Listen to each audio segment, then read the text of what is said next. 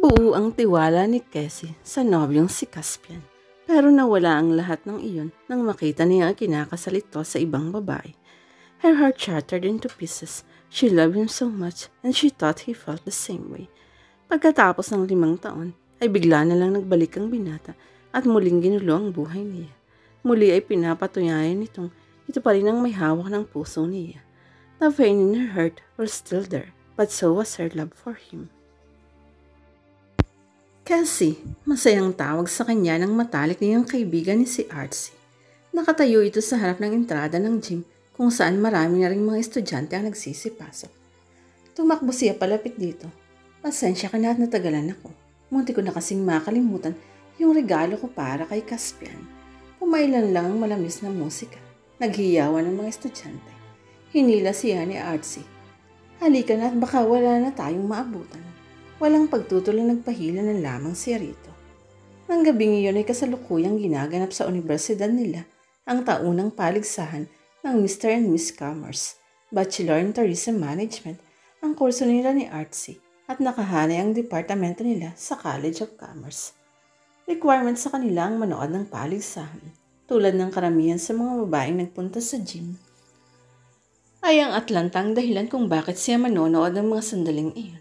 Inatasan kasi ang grupo na magbigay ng isang intermission number para sa paligsahan. Ang Atlanta ay isang male singing group ng eskwelahan nila. Bukod sa pawang magaganda ang boses ng mga miyembro niyan, magagandang lalaki rin ang mga ito. Isa sa mga kakaibang katangian ng grupong Atlanta ay ang pagiging magkakaedad at pagiging mistiso ng lahat ng mga miyembro niyon. Ang pinakapatanda at pinakaseryoso sa lahat ng miyembro ay si Kale Kai Ying, Chinese ang ama nito. Isa itong business management student. Matangkad ito at hanggang balikat ang itim na buhok. Marunong itong mag-violin at maraming babaeng naghahabol dito sapagkat hindi pa ito nagkakanobyo since birth. Isa pang singkit sa grupo ay si Tadama Wako. Isang Japanese ang ama nito. Tulad ni Kayla, isa rin itong business management student. Among the members, maituturing na isang dakilang nobyo si Tadama. Mahigit 2 taon na ito at ang long distance girlfriend nito ay isa ring Hapon. Kahit tuwing bakasyon lang nagkikita ang dalawa, ay nananatiling matatag ang relasyon ng mga ito. Gabi-gabi kong mag-chat ang mga ito at in love talaga ang mga ito sa isa't isa. Kahit pa nga hinahabol-habol ng maraming magagandang babae si Tadama, ay tanging ang nobyang si Yuhiko lamang ang nasa puso nito. Ang mga lalaking tulad ni Tadama ay ang tinagurian nila ni Artsy ng mga endangered species sa mundo. Ilan na lang kasi ngayon ng mga lalaking tapat sa nobya. Idagdag pang malayo ang mga ito sa isa't isa. Kung may loyal na boyfriend ng Atlanta ay mayroon ding boyfriend ng masa. Ito ay ang chick boy na si Faris Abrake, ang tinaguri ang green-eyed chick killer ng grupo. Isang British ang ina ni Faris at namana nito ang magaganda at berdeng mga mata ng ina. Kahit maitim ang buhok nito ay may pagka-wavy ay litaw pa rin ang pagiging mistiso nito dahil sa mga mata nito. Women would easily get attracted to him because of his features. At sinasamantala naman iyon ang binata. Iyon man ay hindi nito pinagsasabay-sabay ang mga nobya. Mabilis lang talaga itong magsawa at magpalit ng girlfriend. Ang palagi nitong idinadahilan ay hinahanap nito ang babaeng tunay na magpapatibok sa puso nito. Hindi rin pulos pagwapo lang si Faris dahil din slister ito sa kursong accountancy. Marami siyang alam sa grupo dahil isa siya sa maraming tagahanga ng mga ito.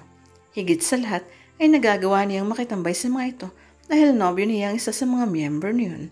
Si Caspian Howard, ang pinakamaloko at pinakamasayahin sa grupo. Isang Amerikano ang ama ni Caspian. Kahit labag sa kagustuhan ng ama nito, ay hotel and restaurant. Management pa rin ang kursong kinuha nito. Hilig nito ang kumanta habang nagluluto. Sa katunayan ay madalas siyang ipagluto nito. Mabuti ito pero hindi halatang half American dahil laking Pilipinas ito. Pero kung pagmamasdan itong mabuti, ay malalamang may dugo itong Amerikano dahil sa mga mata nitong brown. Sikat sa universidad nila si Caspian nang magkakilala sila. Naalala pa niya na umakyat siya noon sa pinakamataas na palapag ng school building nila para maghanap ng matutulugan habang hindi pa nagsisimula ang klase niya. Hindi naman nagtagal ay nakahanap siya ng classroom na walang katao-tao.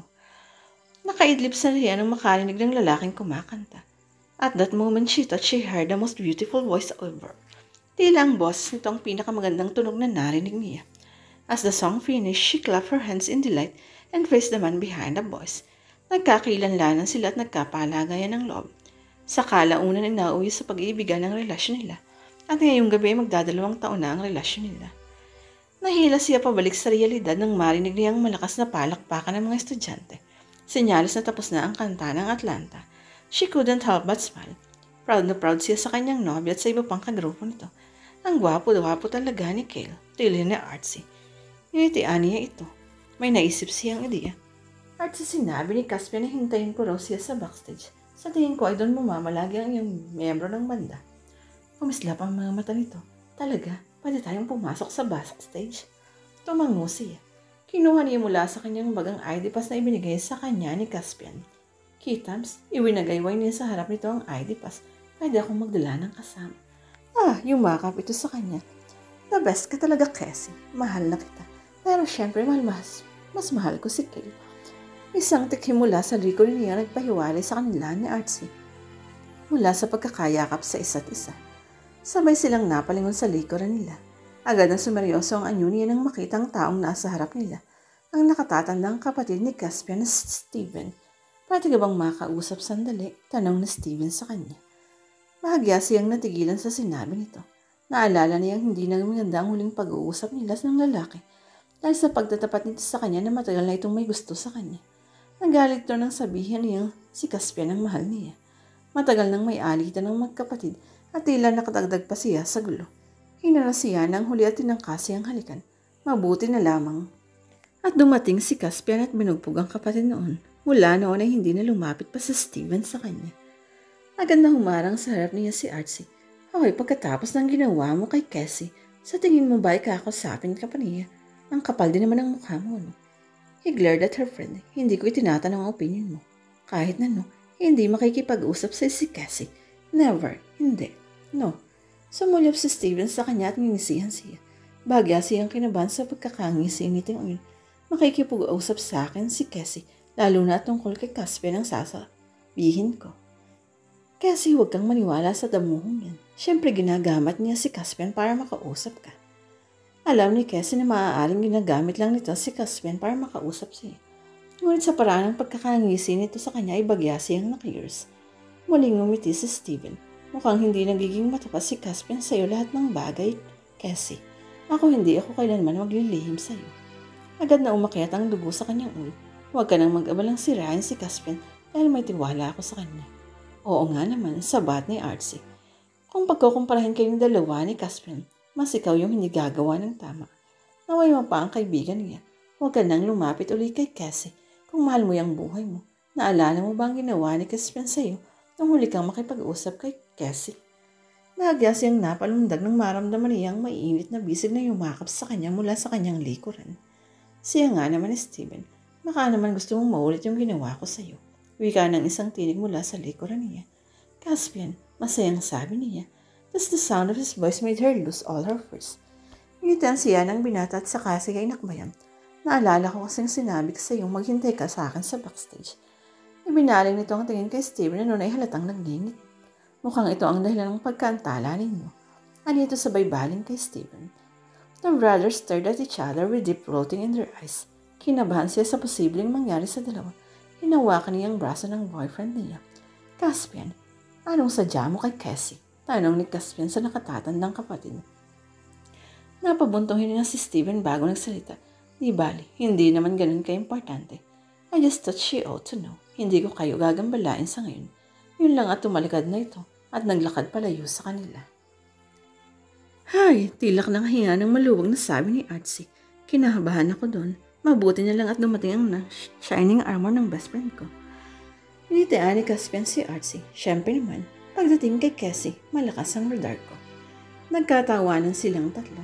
Umaling si Caspian sa kanya. Cassie, ibigay mo na lang kay Artsy ang ID pass. Total may pupuntahan tayo ngayong gabi. Pupuntahan? Saan naman?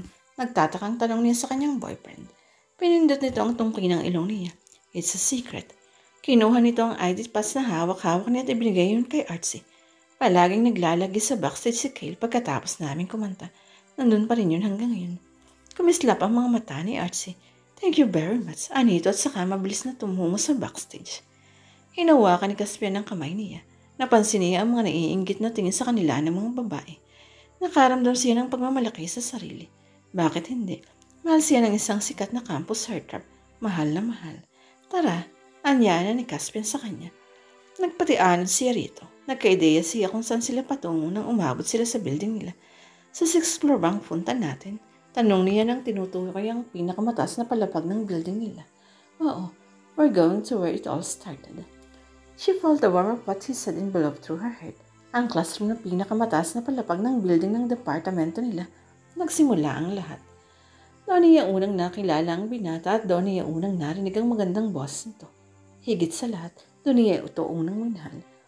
Ilang sandali pa ay narating na nila ang classroom. Binuksan ng binata ang pinto at natulos siya sa kinatatayuan. Wow! Namamanghang wika niya. Natawa ito ng mahina. Kulang pa nga marahil ang salitang wow para sa nakita niyang ayos ng classroom. Punong-puno ang kisame ng maliliit na bumbilya na may iba't ibang kulay. Nakabukas ang mga bintana at nakikita ang mga bituin sa langit. Ang mga mesa at upuan ay mayas na itinabi sa gilid para mabigyan ng espasyo ang gitna ng classroom. Sa gitna ay may nakalatag na tela na may mga pagkain at inumin na animo ay may picnic. The rest of the floor was decorated with rose petals. Nagustuhan mo ba? Tanong nito habang pinapasadahan siya ng tingin ng buong kwarto. Ideya ni Fars sa mga ilaw.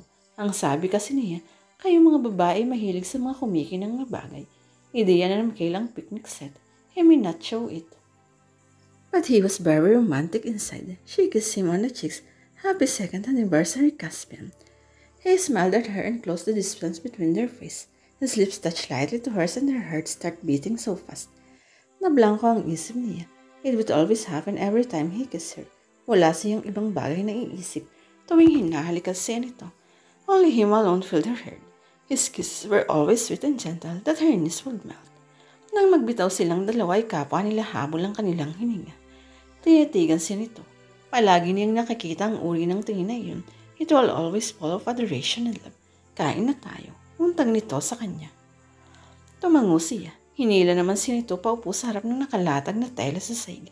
Magkasalungat silang dalawa. Ang ganda ng classroom. Puri niya. Siyempre ako pa. Nagkatawanan silang dalawa. Dadampot na sana siya ng tinapay nang bigla niyang maalala ang ekspresyon sa mukha ni Steven kanina. Hindi niya alam pero nakaramdam siya ng hindi maipaliwanag na kaba. Anong problema? He asked easily sensing her. Tinitigan niya ito. Caspian, may inilihim ka pa sa akin? Tanong din niya rito sa halip na sagutin ang tanong nito. Bagya itong natigilan. Dahil ba ito sa sinabi sa ni Steven? You're avoiding the question. Napabuntong hininga ito. Tumayo ito at lumapit ng upo sa tabi niya. Pagkatapos ay niyakap siya nito mula sa kanyang likuran.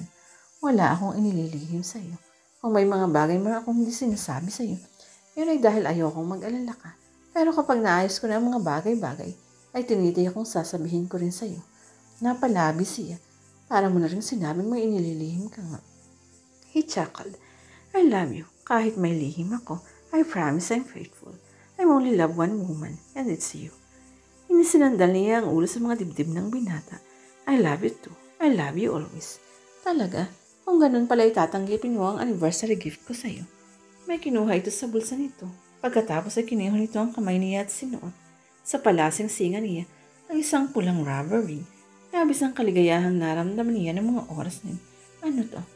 It's not much that. I like it. Gusto ko ang lahat ng bagay na bigay mo sa akin. Putol niya sa iba pang sasabihin nito. Nakita kasi niyang pag-alala sa anyo nito.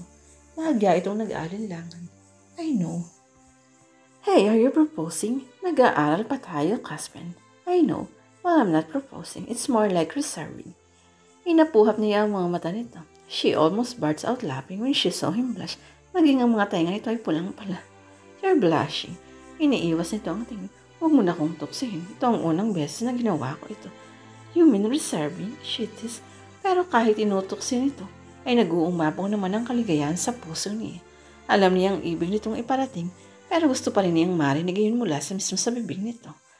Bumuga ito ng hangin. Namumula pa rin ang mukha nito na tila hindi maihi ang tsura. Napahagikik siya. Hey, my seniors here. Nakakatawa kasi ang itsura mo.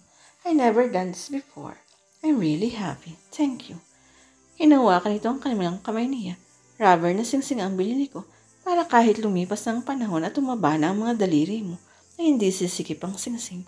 Alam kong pareho pa tayong nag-aaral kaya hindi kita mabibilhan ng totoong singsing. Bukod doon, hindi pa tayo handang harapin ang mas malaking responsibilidad. I don't know when we will be both ready for marriage. I'm severing your hearts for myself. Habang hinihintay natin ang tamang panahon para magpakasal, ay walang ibang maglalagay ng singsing sa daliri mo, kundi ako lang. She was full of bliss upon hearing his words. Iyon na yata ang pinakamaligayang sandali ng buhay niya. Naalala niya ang regalo niya rito. Hinalughog niya ang kanyang bag na regalo niya para dito. Isa yung silver heart na may keychain. For you, aniya sabay abot ng keychain dito. Thanks, ano naman ang ibig sabihin ito? Let my heart and you own it. Ngumiti ito. Saka siya masuyong hinalikan sa kanyang ulo. Salamat. Ilang sandaling na natili silang magkayakap. Walang salitang namagitan sa kanila. They just both savor the moment together. Caspian, aniya kapag kuwan.